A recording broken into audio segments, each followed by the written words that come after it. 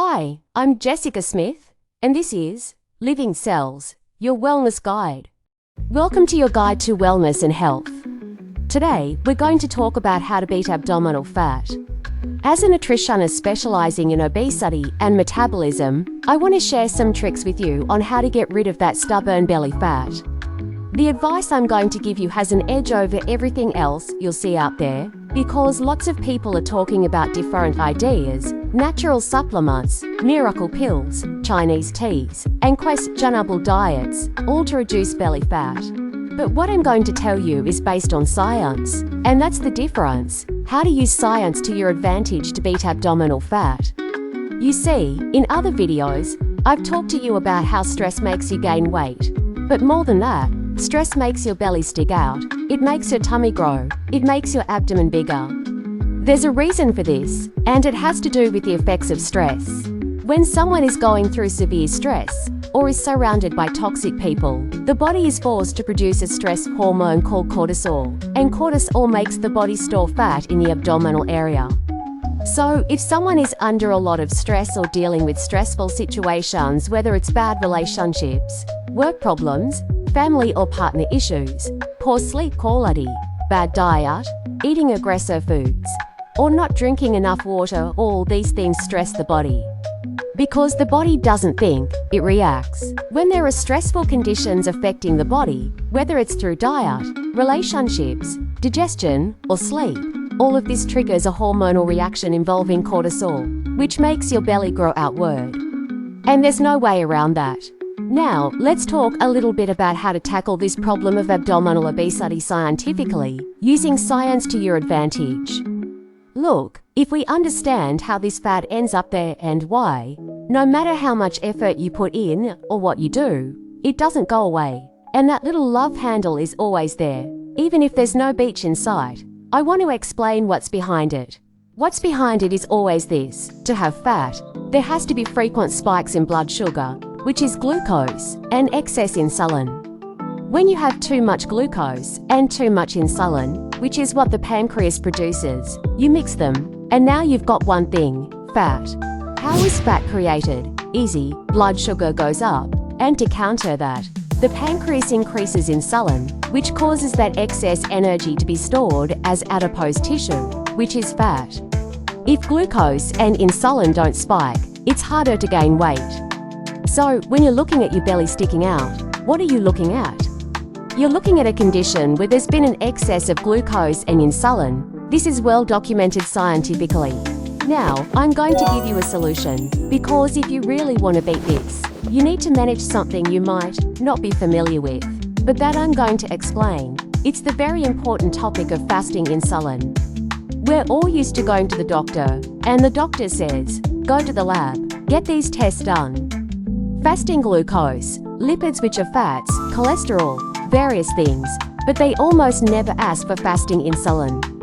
They ask for fasting glucose, but not fasting insulin. Why is insulin important? Because insulin is the hormone that allows you to gain weight. Without insulin, you wouldn't be able to gain weight. In fact, without insulin, your body couldn't process food, and you'd starve to death. So, you need to know what your insulin levels are when you wake up in the morning, fasting. I can tell you that normal insulin levels in a healthy person or an athlete are between 3 to 6 microunits per litre, which is the same as saying 21 to 40 picomoles per litre in another scale used in other countries. That's the range for healthy people. The last time I checked mine, it was around 5.8. So if you don't have excess insulin in your blood early in the morning while fasting, you can lose weight. But look at what's been found in the population in the United States and other countries where they've checked. The average in countries like the United States and Mexico is 10 to 14 microunits per litre. So instead of 3 to 6, the body is full of insulin. And directly, insulin, which is what helps store fat, means you can do all the exercise you want, you can diet all you want, you can even starve. But as long as that insulin is sky high, you're not going to lose weight. Because one of the things insulin does is convert carbs into fat. If insulin is high, fat doesn't get burned. Do you know where the body stores this excess fat? In the hips, the glutes, the abdomen where you least want it. Notice that many diabetics who inject insulin tend to gain weight. Why does this happen? Because insulin is a hormone that helps store fat. So, if you inject insulin and don't control your diet well or don't get enough exercise, you could end up gaining weight. To lose stubborn abdominal fat, it's important to keep your fasting insulin levels within the normal range, between 3 and 6. If your insulin levels are high, it will be hard to lose weight. Also, high insulin levels are linked to increased triglycerides and cholesterol, and they can cause concentration problems. When someone has insulin resistance, their body doesn't use insulin properly, which can lead to more hunger. If you have a lot of insulin, you're always going to feel hungry, and if your fasting insulin levels are high, that abdominal fat will be hard to get rid of, no matter how much dieting or exercise you do. If you have excess insulin, you're likely to end up with high blood pressure. High insulin tells the kidneys to retain sodium, which is salt, and that makes your blood pressure shoot up like a rocket. So, if you're having trouble lowering your blood pressure, this could be the reason. I've met thin people whose blood pressure is through the roof, and when we test their fasting insulin, it turns out their levels are 28 or 40 microunits per litre. So even if you're thin, if you have high insulin, you're going to have high blood pressure because your body is holding on to more salt than it should. High fasting insulin is also a high risk for cancer. This has been proven. If you want to beat abdominal fat and find out that your fasting insulin is very high, and trust me, this could be the case if you're having belly problems, there are a few things you can do. First, I recommend using a magnesium supplement.